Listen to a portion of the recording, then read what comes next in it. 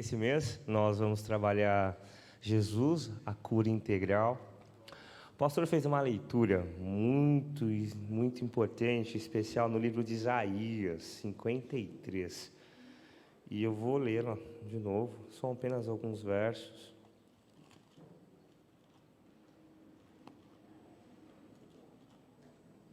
Bem, eu não me apresentei a vocês, meu nome é Guilherme, eu sou um filho amado do Senhor Jesus Cristo em recuperação. Eu me recupero da área da compulsividade sexual, também na área da pornografia e do álcool, das drogas. Foi o que me levou a chegar aqui no Celebrando.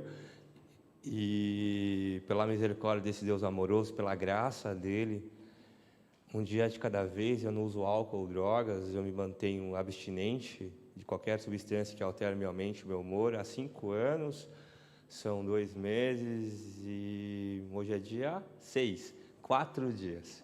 Eu conto até os dias, né? E foi aqui no Celebrando a Recuperação, no ano de 2017, que eu iniciei essa jornada junto com a Sueli, a Luciana, a Rosiluz, a Dete, que as duas não estão aqui hoje, e muitos outros irmãos, no grupo Abrindo as Escrituras também, com a Ailton, também, que nós fomos caminhando um dia de cada vez, aprendendo, sendo curados. Livro de Isaías 53, o primeiro verso, diz assim.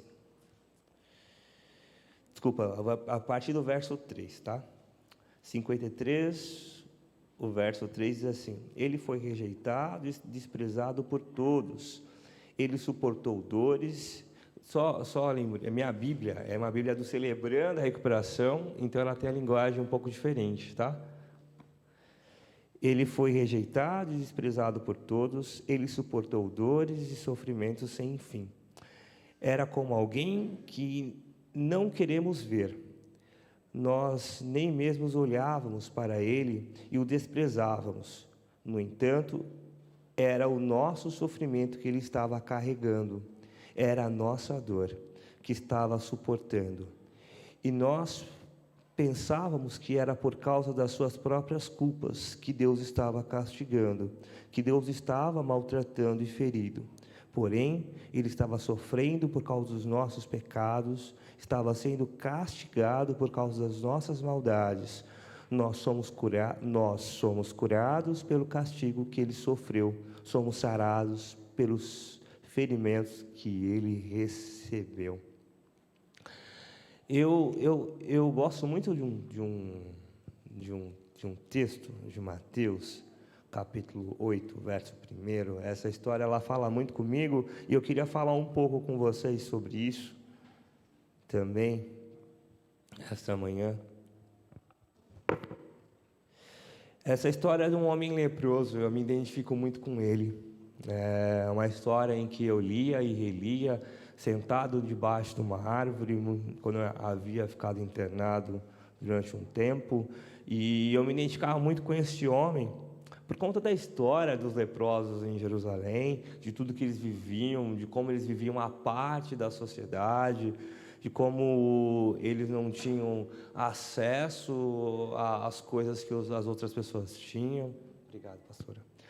Essa história diz assim: então um leproso chegou perto dele, está falando sobre Jesus. Jesus desceu do monte, né? Depois do sermão do monte. Diz assim: então um leproso chegou perto dele, ajoelhou-se e disse: Senhor, eu sei que o Senhor pode curar-me, se quiser. Então Jesus estendeu a mão, tocou nele e disse: sim, eu quero, você está curado. E no mesmo instante, ele ficou curado da lepra.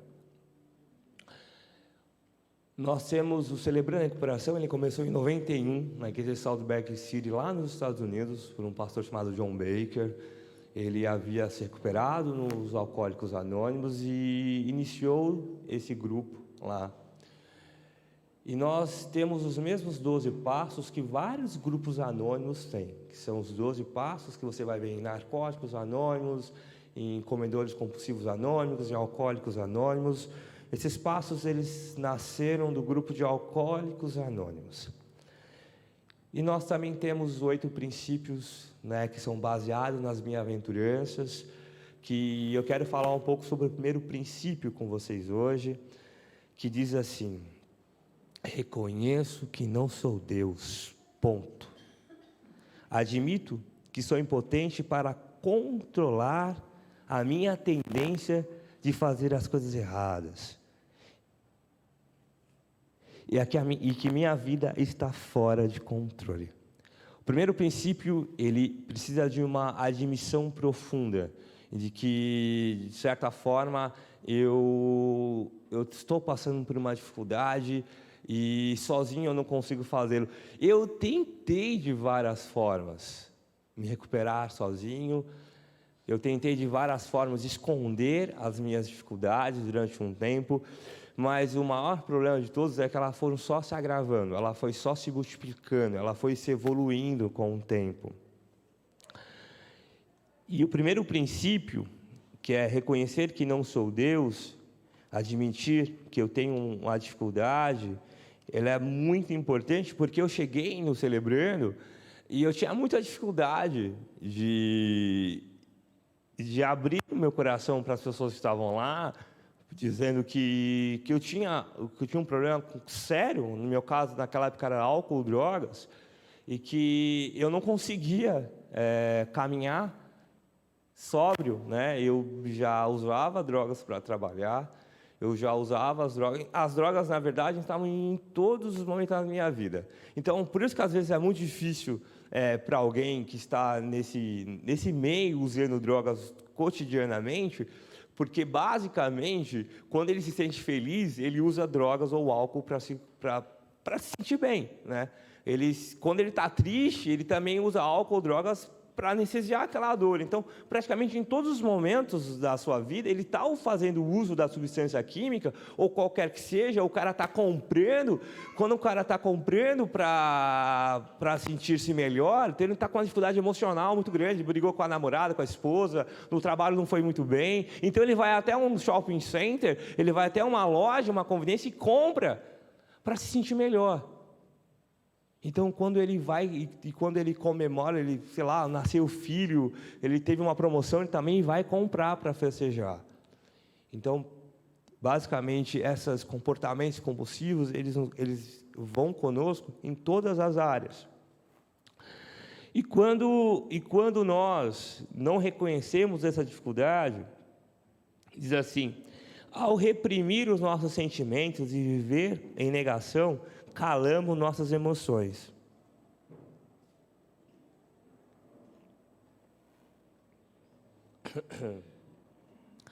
Amarrando-as,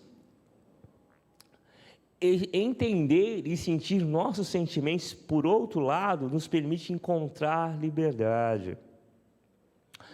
Para mim, o teste básico de liberdade não é aquilo que somos livres para fazer, mas é aquilo que somos livres para não fazer. Eu me lembro muito bem dessa lição na ligação. Eu vivi um momento muito ativo, um momento muito comum na vida de um dependente químico, de um adicto, né? Que é aquele cara que está usando drogas muitos dias, muitos meses, e uma hora ninguém aguenta mais estar com ele. Eu vivi um processo parecido com isso. Quando iniciei a minha vida em recuperação, eu estava casado, e depois de um tempo ela foi-se embora, e no nível social em que nós estávamos, todo mundo conhecia eu e ela, e nós nos víamos juntos, agora eu só me via só. E foi tão interessante que as pessoas me perguntavam: como é que vai a Juliana? Esse era o nome dela. Como é que vai a Juliana? A Juliana vai super bem, tá tudo bem, tá tudo certo, tá tudo bem, tá tudo bem. Mas, rapaz, eu já não vi ela já fazem uns 6 meses. E eu só não estava divorciado no papel. Mas eu negava que eu estava separado. Eu negava isso, que nós já não estávamos juntos. E foi se multiplicando. Enquanto eu não consegui falar para as pessoas: nós não estamos mais juntos, eu ainda sofria com várias pessoas que nos conheciam e perguntavam: como é que vai, Juliana? Vai super bem. Foi tão interessante. E Deus, ele vai colocando situações na vida para que você saia da negação. eu fui trabalhar numa empresa, prestar serviço para uma empresa, onde eu administro a manutenção deles. E você acredita que boa parte das pessoas que começaram a trabalhar lá, eu cheguei primeiro, tá? Depois chegaram várias e várias pessoas que trabalharam com ela e sabiam que eu era casado com ela. Só que eles já sabiam, né, que ela já estava em outro relacionamento, só que eu ainda negava. Mas como é que vai, pessoal? Vai bem, vai tudo bem. Mas, cara, aí eu comecei a prestar atenção quando eles me pararam de me perguntar. Quando eles pararam de me perguntar, eu senti que tinha uma coisa errada. Porque ela já estava em outro relacionamento, já estava abertamente para as pessoas, né? Só que eu ainda não sabia, né? Porque eu não a procurava, eu não procurava em lugar nenhum. Então, enquanto eu continuei negando que havia, sim, um término de relacionamento, que nós não estávamos mais juntos, aquela dor, ele continuava revivendo, continuava revendo, continuava revendo, continuava revendo, e por isso não tratavam. Não falava para os meus irmãos celebrando a recuperação, porque eu achava que o meu problema era só com álcool e drogas. Eu cheguei aqui porque era álcool e drogas, então... Mas e depois que o álcool e a droga saiu, né? Que eu tinha que enfrentar um divórcio, um sentimento emocional muito grande, porque eu sou um cara muito orgulhoso, eu trabalho muito isso no Celebrando a Recuperação, porque no meio social onde eu nasci, eu sou o segundo neto da minha avó, uns 30, eu sou o segundo, né?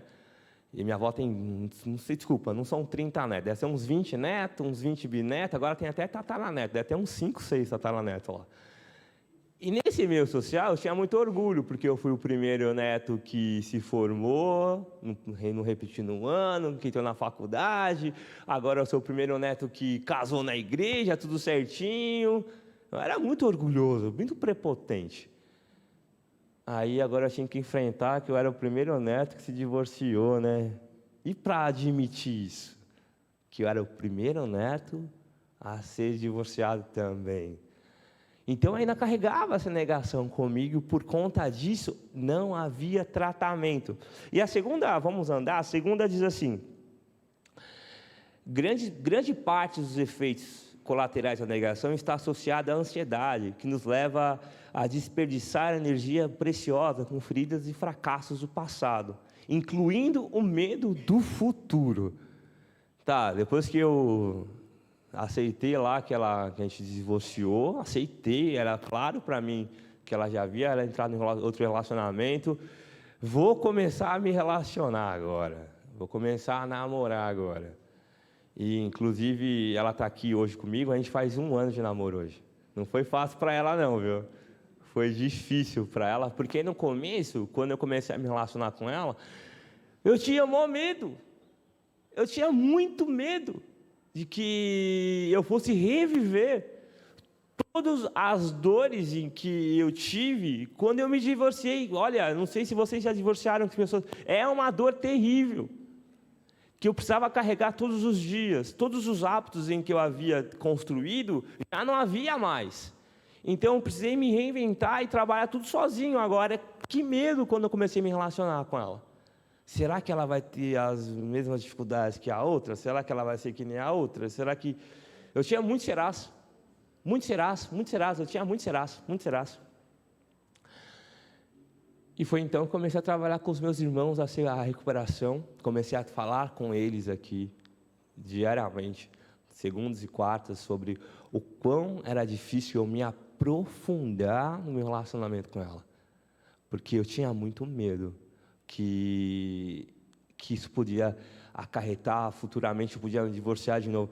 Rapaz, eu estava começando um namoro, já estava pensando no divórcio, meu Deus do céu, ansioso eu sou.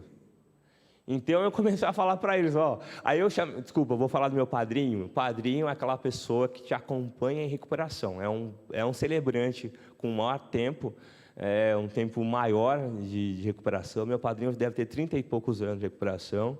Ele estava aqui, o primeiro seminário teológico que teve o Celebrando a Recuperação em 2004, ele estava lá, iniciou isso lá em 2004.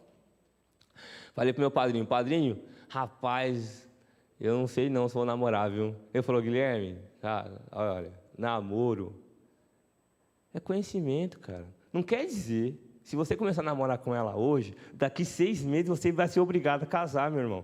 É só para se conhecer, é um conhecimento, para você saber o que ela gosta, o que você gosta. Namoro é para isso, tá? É só para isso.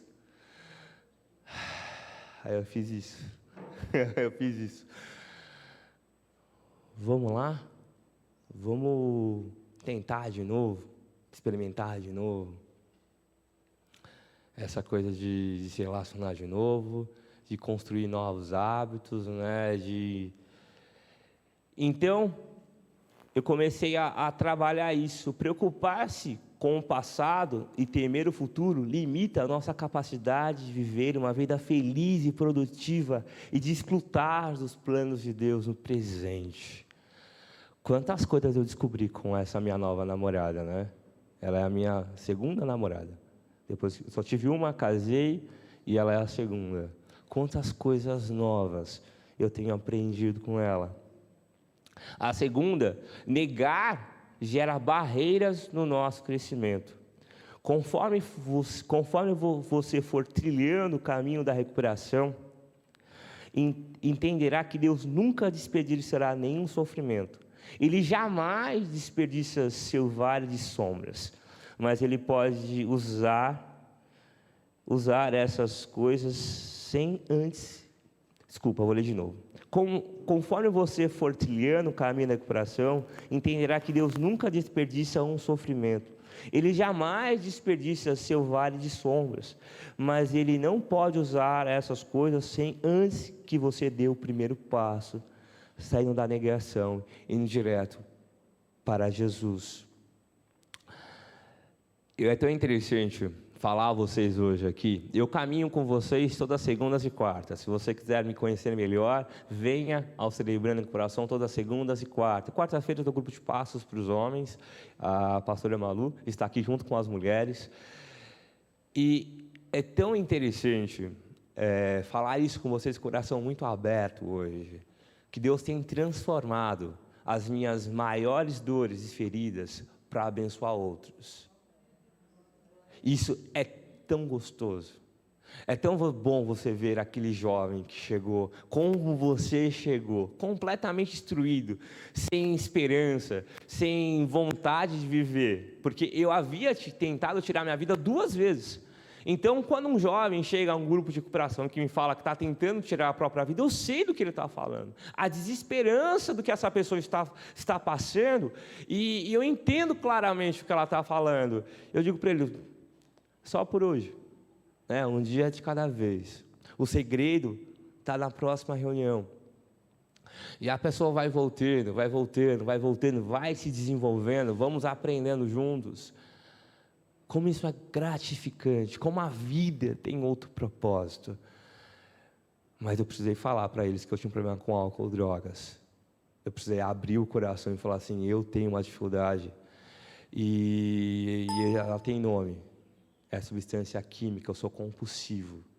É até interessante, esses dias eu estava no grupo de recuperação, e eu tenho uma dificuldade muito grande com doce. Eu também, nesses dias, minha dificuldade com doce. E ouvi o rapaz falando da dele, e que era igual a minha, que eu achei que era só eu. Se eu pego eu gosto muito de Fini, eu tenho que falar isso, né? Tem um saquinho de Fini, tem uns ovinhos lá de Fini, que aquilo, eu não posso nem entrar na loja de conveniência. Tipo, você entra, sabe, eu nem olho assim, né? Por que eu estou te falando isso? Porque quando eu abro o saquinho, eu pego o primeiro, enquanto eu não acabo o último, eu não paro. É um atrás do outro, um atrás do outro. E eu começo, quando começa, sabe, a já acabar, eu já começo a entrar em depressão, tá acabando, sabe? É assim.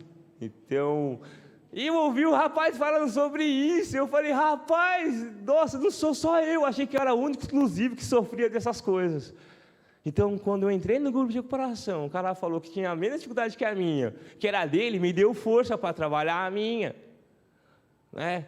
Porque é difícil, irmã, entrar lá na loja de conveniência. E eu fui para Buenos Aires, eu corri a maratona de Buenos Aires esses dias. Rapaz, não sei se alguém foi para Buenos Aires aqui alguma vez? Rapaz, lá toda esquina tem uma doceria, toda esquina. E lógico, eu sou compulsivo por doce, então tudo que é diferente me atrai. Lá tinha uns alfajor assim, meu Deus do céu, coisa maravilhosa. Olha, foi desesperador. E toda a rua que você passava tinha uma... E elas são tão bonitas, são tão coloridas, o negócio brilha. Meu Deus do céu. Então, foi difícil, né? Graças a Deus que lá também tinha grupo de recuperação. Eu fui a Buenos Aires e fui em 2 reuniões do grupo de recuperação, mas falar dessa dificuldade também. Só que eles falavam em espanhol e eu em português, foi meio difícil a comunicação, mas mesmo assim eu falei. A segunda é... negar afasta-nos de Deus. Lembre-se que a luz de Deus brilha na verdade. Nossa negação nos mantém na escuridão. Deus é luz e não há nele nenhuma escuridão. Portanto, se dissermos que estamos unidos com Deus e ao mesmo tempo vivermos na escuridão, então estamos mentindo com palavras e ações. Porém, se vivermos na luz, como Deus está na luz, então estamos unidos uns com os outros. E o sangue de Jesus, o seu Filho, nos limpa de todo pecado. Não há liberdade maior do que na confissão. Eu me lembro que eu cheguei ao Celebrando em 2014, lá no Ipiranga. E eu me lembro do meu padrinho sentar comigo e ele falar para mim das dificuldades dele, né? E eu olhar para ele e falar, não tenho a mesma coisa que esse cara teve, né? Não sou igual a esse cara, né? Uma das coisas em que a gente fala no Grupo de Recuperação é comparou, perdeu. Talvez você não tenha a mesma cuidado que eu quando você olha para o fim lá na conveniência, mas talvez você lida com situações, pode ser compulsividade por compras, por comida, pode ser por remédios que você nem precisa mais tomar, ainda continuar tomando.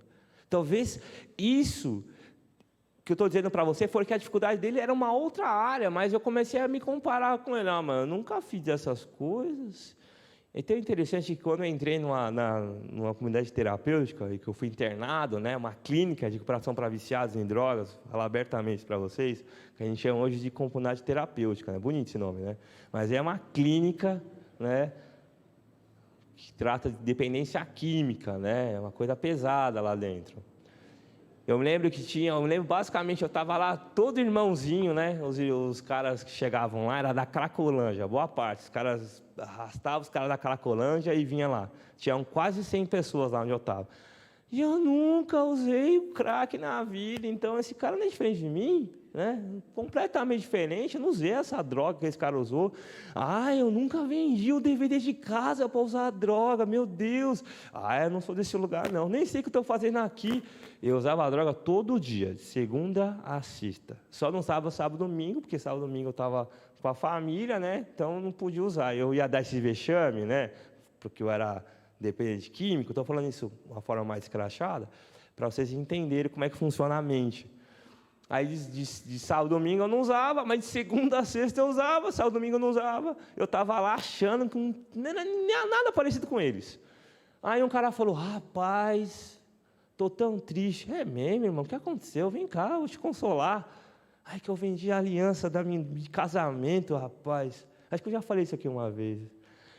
Vendi a aliança de casamento. É mesmo, irmão? Eu, consolando ele, mas falando, esse cara é muito doido mesmo, esse cara é nóia mesmo, né? Falar a palavra assim, né? Esse cara vendeu uma aliança de casamento. Onde pode o cara vender uma aliança de casamento para usar droga, cara? Não é possível uma coisa dessa. Não, você está no lugar certo, viu, irmão? Fica aqui. Menina, quando eu saí de lá, rapaz, olha, eu vendi o DVD de casa, eu vendi a TV, vendi o micro-ondas, celular, não podia ter celular que eu vendia celular. E teve um belo dia, irmão, que eu vendi a minha aliança de casamento para usar. Aí eu fui lá e comprei outra. Um mês depois eu vendi de novo.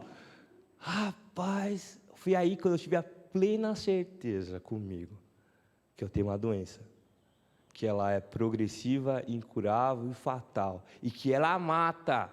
E ela mata aos poucos. Ela vai te matando de pouquinho em pouquinho, ela vai te cortando. É como se fosse uma lepra. É por isso que eu me identifico com esse homem. Porque quando a pessoa ela não admite que ela tem um problema, que ela é compulsiva, ela vai morrendo aos poucos todos os dias. Daqui a pouco ela não tem mais os dentes, daqui a pouco ela já não tem mais a família, daqui a pouco ela já está lá debaixo de uma ponte, no meio da Cracolândia. Daqui a pouco ele não tem nada, ele morre como indigente. É assim que muitos dos meus irmãos morrem ultimamente. Aos poucos. Eles vão morrendo devagar, devagar, devagar. O grupo, para mim, ele é tão importante, mas tão importante, mas tão importante, que ele me ajuda a trabalhar tudo aquilo que sozinho eu não consigo. Jamais eu conseguiria caminhar em sobriedade. Eu não conseguia ficar um dia sóbrio. Eu tinha muita dificuldade. Muita dificuldade. Depois em que os meus pais, eles me ofereceram lá na casa deles, falaram: Guilherme, volta para casa, minha ex-mulher já tinha ido embora, estava lá sozinho, cada vez pior, volta para casa. Eu voltei para casa e se somou, ficou pior. Eram 5 dias fora de casa, daqui a pouco já eram 7 dias internado dentro de um quarto de motel, usando drogas 24 horas, e eu não conseguia mais viver. O grupo, ele é tão importante, mas tão importante que eu levo o grupo em todas as áreas da minha vida, em todas. Se você observar, vamos falar um pouco da Bíblia, lá na Torre de Babel, um grupo de pessoas se uniu para formar uma torre. E esses caras estavam construindo uma torre e eles estavam tendo êxito. Olha só o que Deus vai falar, está lá no livro de Gênesis, capítulo 11.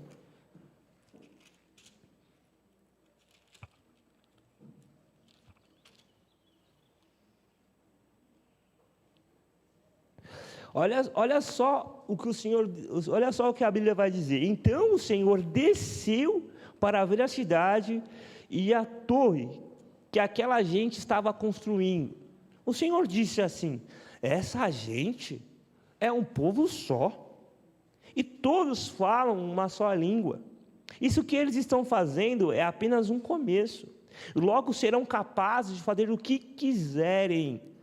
Vamos descer e espalhar a língua que eles falam, a fim de que não entendam o que os outros dizem.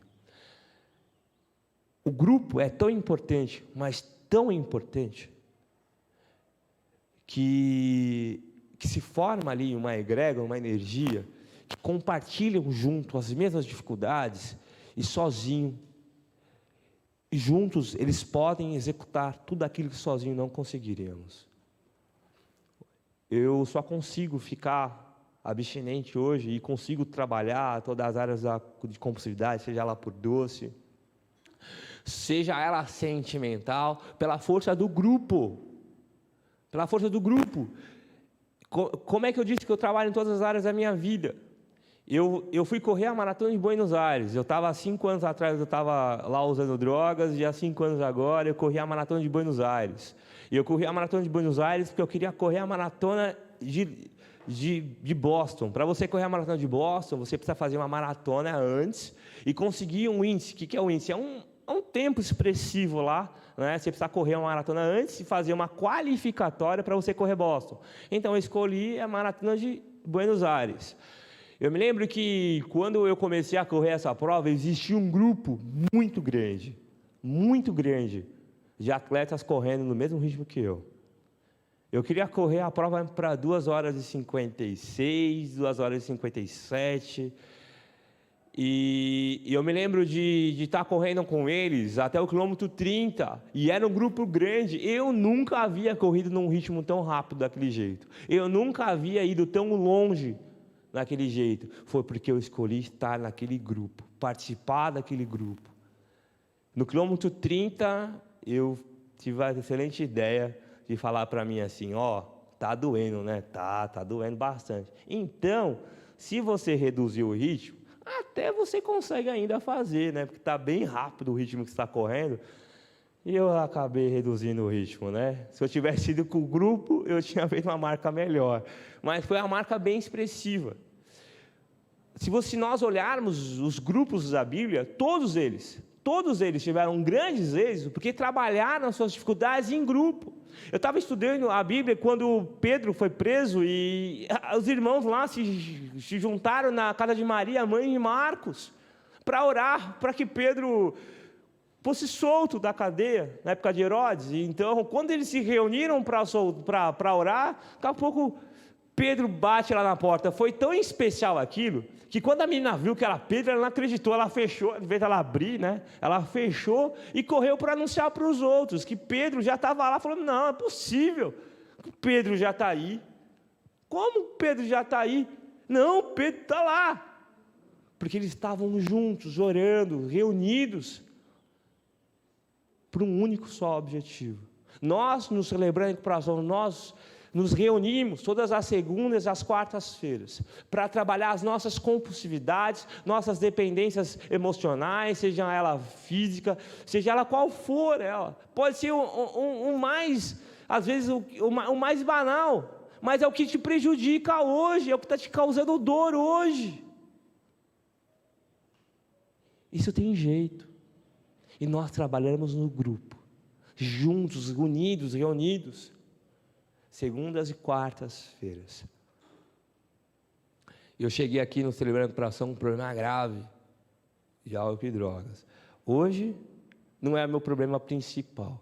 Eu trabalho a compulsividade por pornografia sexual, na área de doces, porque, na verdade, eu entendi que meu problema é emocional. Quando eu tenho uma dificuldade no trabalho, rapaz, eu não posso ver um doce, que eu quero comer um doce, eu fico desesperado por um doce. É mesmo, porque aconteceu, porque meu chefe falou que não vai fazer aquilo que eu falei que tinha que fazer. É mesmo, às vezes eu sou dodói. Minha namorada não quer ir no lugar onde eu quero. Rapaz, eu tenho uma dificuldade enorme de anestesiar minha dificuldade com não. Descobri agora, esses tempos, que eu sou controlador, tenho uma dificuldade com controle. Meu Deus do céu, a pessoa tem que ser exatamente como é que eu falo, como é que tem que fazer, é assim, ó, é A com A, B com B, e se a pessoa não faz, meu Deus do céu, isso me irrita, tem dificuldade. Meu padrinho fala uma coisa tão importante, que ele vai lá, de manhãzinha a gente faz o nosso devocional, a gente ora, fala, Deus me ajuda a ser bênção na vida do outro hoje, que eu possa ser um instrumento da sua graça, da sua misericórdia hoje, entrega a minha vida, a minha vontade ao Senhor. Aí eu vou sair para o trânsito, eu sou igualzinho meu padrinho, quando eu saio para o trânsito, meu Deus do céu, eu quero dirigir o carro da frente, porque eu acho que ele está muito lento, meu Deus do céu, o cara está devagar demais, pastor, não, como é que faz? Eu quero desvio para cá e não vai, desvio para lá e não vai. Rapaz, é assim. E eu tenho que vir falar para vocês isso. Eu estou com uma dificuldade enorme. Eu estou com uma impaciência no trânsito. Mas é mesmo, Guilherme? Qual que é a dificuldade? Meu Deus, não aguento, o cara da frente está muito lento. É mesmo? Mas e que hora você entra no trabalho, Guilherme? Eu entro às 8. Aí, que hora você está saindo de casa, Guilherme? 10 para as 8, 15 para as 8. A dificuldade, acho que nós vamos trabalhar essa dificuldade sua aí. Talvez não é o cara da frente, cara. É aqui, quando eu falo para eles, que eu tenho dificuldade de entender que a dificuldade não é o cara, sou eu que tenho que sair mais cedo. Eu tenho essa dificuldade. Tenho dificuldade. Que a pessoa com que eu estou me relacionando, ela tem vontade própria, cara. Se ela não quer fazer, não está tudo certo, ela não quer fazer, mas não é só porque eu acho que ela tem que fazer, não é verdade? Ela tem vontade própria, eu tenho que falar lá com meu padrinho, mas está difícil. Está difícil, Guilherme. Ela não quer fazer isso, não quer ir aquilo, ela não quer correr, mas ela gosta de ir à academia, não gosta de correr não, Guilherme. É diferente, cara, é diferente, irmão. São dois seres diferentes aí. Mas é isso. O grupo, ele me ajuda a identificar com mais clareza as minhas dificuldades. E elas só acontecem quando eu explano, quando eu saio da negação. Eu aponto a minha dificuldade do dia. E ela é real. Esses dias eu estava conversando com a minha namorada. E eu vou concluir. Eu falei para ela assim, eu estava estava me afastando dos meus... Eu tenho um cargo de liderança na empresa onde eu trabalho. E eu estava me afastando da gerência do trabalho. Aí, tivemos um churrasco lá na empresa e a diretora do trabalho tinha um grupo de gerentes, né, e líderes conversando num lugar. Eu estava afastado e ela veio, sentou do meu lado ali, a gente ficou conversando um tempão, né? Aí acabou o churrasco, estava falando com a minha namorada, olha só o que aconteceu, tal. Ela sentou comigo, aquilo melhorou porque eu também trabalho outra coisa, que é baixa autoestima, né? Porque quando um dependente químico está usando drogas, ele é muito mal visto, né? Então as pessoas deixam ele de lado, então a gente carrega muito pouco de baixa autoestima. Aí, estava falando com ela, mas aí eu comecei a partilhar, a gente chama de partilhar, de falar. Comecei a perceber a minha dificuldade. Olha só a minha dificuldade.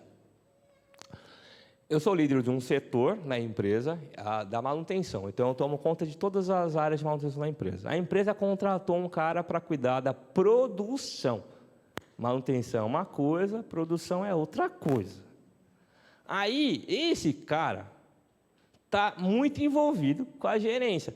Tem reunião todo dia lá, o cara faz reunião todo dia com a gerência, todo dia ele faz reunião. Aí, eu não vou para essas reuniões, eu vou só para uma reunião. Ai, mas o cara... Mas que tem a ver, o pessoal, que tem a ver manutenção com reunião de produção? Eu não sei, mas eu achava que eu tinha que estar lá também, né? Aí, sei lá, aí eu não estou nessa reunião. Aí, esse cara que é responsável pela produção está muito ligado com o gerente da produção. Os caras estão muito juntos. Não, porque o cara é o cara da produção... E outro cara é o encarregado da produção. Então, os gerentes de produção com o encarregado de produção, a gente combina, né? Só que eu estou muito... Estava falando com ela... Eu estou com ciúme do cara, meu. Olha, eu falei para ela, eu estou com ciúme do cara. Aí eu falei para ela... E por conta disso, eu estava me afastando deles. Não era eles que estavam se afastando de mim, era eu que estava me afastando deles e ficando todo dodóizinho lá no meu canto. Eu já não sou bem visto, já não sou amado, sabe essas coisas? Estava lá. Aí eu falei... Aí quando a diretora... É porque Deus ele, antes de eu identificar isso em mim, ele já havia identificado.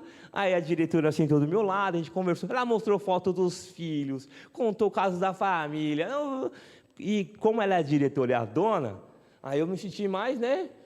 Mais amado, digamos assim, né? Mais amado. Aí eu falei para ela, rapaz, não tem nada a ver as reuniões que ele vai. O que tem a ver eu estar na reunião de produção, de reunião de melhoria? Não, meu negócio é de manutenção. Então, uma vez por dia eu tenho a reunião de manutenção lá com o pessoal. Uma vez por dia, mas só porque ele tem 3, eu só tenho uma, eu acho que eu sou menos visto na empresa. Rapaz, e se eu não tivesse o grupo? Por que estou te falando isso para vocês? Porque o grupo de passos é que dá essa liberdade de você sentir e entender o que você está sentindo. Quando você partilha as perguntas do grupo de passos, é isso que está perguntando lá. O que você tem medo? O que você está negando? Uma das perguntas mais, eu acho, para mim, foi uma das perguntas que eu respondi que foram mais difíceis. Qual é o segredo de família que você esconde? Partilhar o segredo de família que eu escondo?